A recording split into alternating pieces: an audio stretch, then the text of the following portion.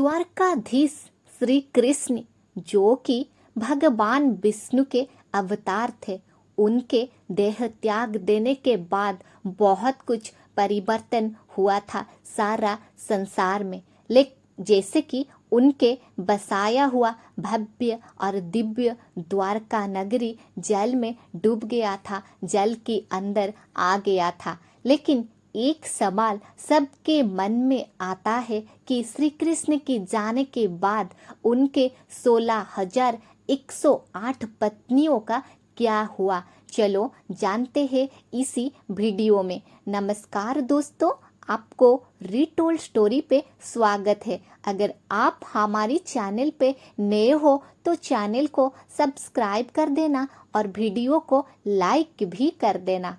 महाभारत का जो घोर युद्ध हुआ था वो समाप्त हो गया था। माता गांधारी के श्राप के कारण यदुवंशी अपने आप लड़कर समाप्त हो गए थे।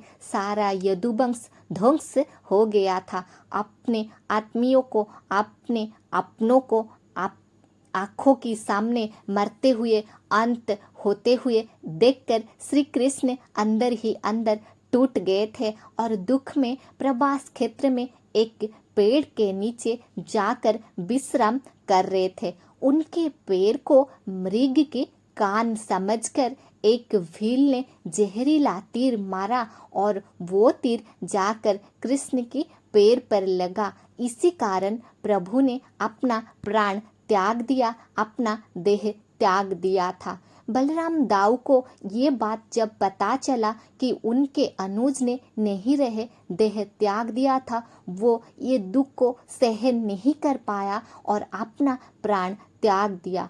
समुद्र में जाकर जल समाधि लेकर चारों तरफ दुख का बादल छा गया था, चारों तरफ मायूसी छा गई थी। इसके बाद क्या हुआ, श्री कृष्ण की 16,108 पत्नियों का और द्वारका का सारे बचे हुए स्त्री और बच्चों के, चलो जानते हैं आगे।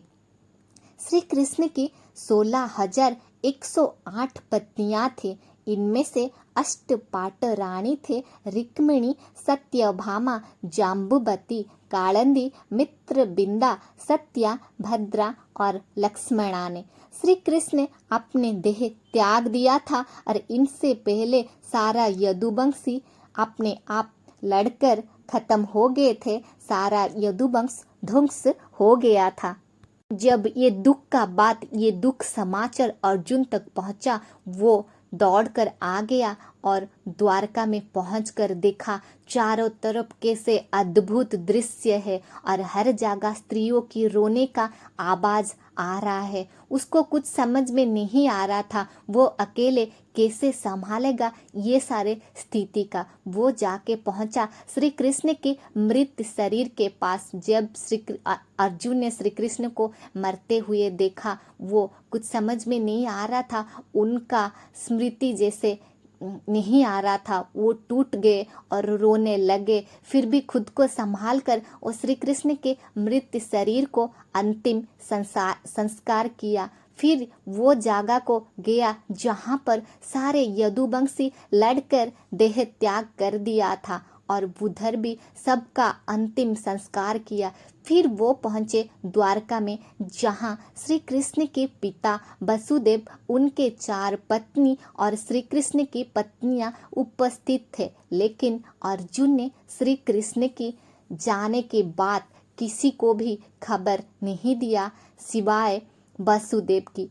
ये खबर जब वासुदेव ने सुना कि उनके पुत्र देह त्याग कर दिया है, वो दुख में टूट पड़े और अपना प्राण भी त्याग दिया था। अर्जुन के ऊपर दुख का बोझ जैसे बढ़ता जा रहा था, वो समझ में नहीं पा रहा था वो क्या करेगा, ऐसा स्थिति कैसे उत्पन्न हुआ। अर्जुन वसुदेव के अंतिम संस्कार संपन्न किया और सारे स्त्री और बच्चे को, शिशु को लेकर हस्तिनापुर आने के लिए जब द्वारका से निकल आए तो द्वारका नगरी अपने आप जल में डूब गई। इसको देखकर सब द्वारकावासी आश्चर्यचकित रह गए। अर्जुन जब सबको लेकर आ रहे थे रास्ते में बहुत कुछ हुआ, बहुत कुछ अघटन उनके साथ हुआ। रास्ते में लुटेरों को पता चल गया कि एक साथ बहुत सारे स्त्रियां आ रहे हैं,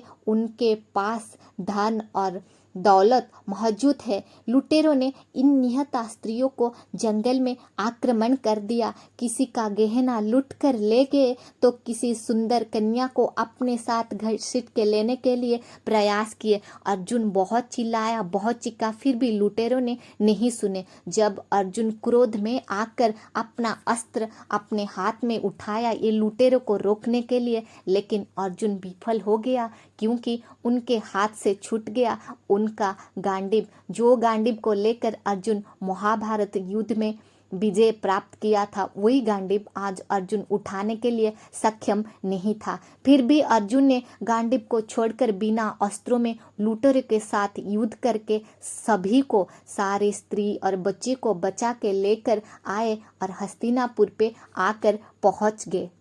हस्तिनापुर पहुंचने के बाद श्री कृष्ण की परपोते, जो एक ही वंशज श्री कृष्ण के यदुवंशी बच्चा था, उनको इंद्रप्रस्थ का राजा घोषित किया, उनको इंद्रप्रस्थ दे दिया उधर शासन करने के लिए, और सभी औरतों को हस्तिनापुर में रहने के लिए व्यवस्था भी कर दिया। लेकिन इसके बाद कृष्ण की प्रिय पत्नी रुक्मिणी और सत्यभामा को जब पता चला कि श्री कृष्ण ने अपना देह त्याग कर दिया है, उन्होंने अग्नि समाधि ले लिया और जाम्बुवती के समेत दूसरे पत्नियों ने तपस्या करने के लिए वन की ओर प्रस्थान कर लिया। उनको बहुत समझाने के बाद, बहुत विनती करने के बाद उन्होंने मना कर दिया हस्तिनापुर में ना रुकने के लिए, और जो दूसरे स्त्री और बच्चे थे वो हस्तिनापुर में अपना जीवन व्यतीत किया। सारे घटना के बाद अर्जुन ने जाकर पहुंचा महर्षि वेदव्यास की आश्रम पर, और सारा घटना जैसे कि द्वारका जल में डूब गई, सारे यदुवंशी ध्वंस हो गए। श्री कृष्ण ने अपना देह त्याग कर दिया, बलराम दाऊ ने भी अपना देह त्याग कर दिया, और कैसे अर्जुन गांडीव उठाने के लिए समर्थ नहीं था, ये सारे बात जाकर महर्षि वेदव्यास को व्याख्या किया। और महर्षि वेदव्यास ने इसको सुनने के बाद अर्जुन को बोला, जो चीज का आदि है, जो चीज पृथ्वी पर है, उसका कभी ना कभी अंत तो जरूर होना था। ये तो विधि का विधान था, इसीलिए ऐसा हुआ। काल चक्र को कोई रोक नहीं पाएगा, कोई कितना शक्तिशाली भी हो। ऐसे ही था। इसी तरह श्री कृष्ण के जाने के बाद दुख और मायूसी छा गया था, और उनके पत्नियों के साथ ऐसा हुआ था। आपको हमारी कहानी कैसी लगी कमेंट करके जरूर बताना। चलो फिर मिलते हैं कुछ नई कहानी के साथ, तब तक जय श्री कृष्ण की।